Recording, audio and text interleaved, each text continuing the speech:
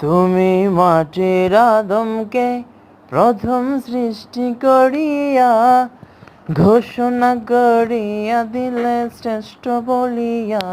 তুমি মাটির আদমকে, তুমি মাটির আদমকে প্রথম সৃষ্টি করিয়া ঘোষণা করিয়া দিলে শ্রেষ্ঠ বলিয়া।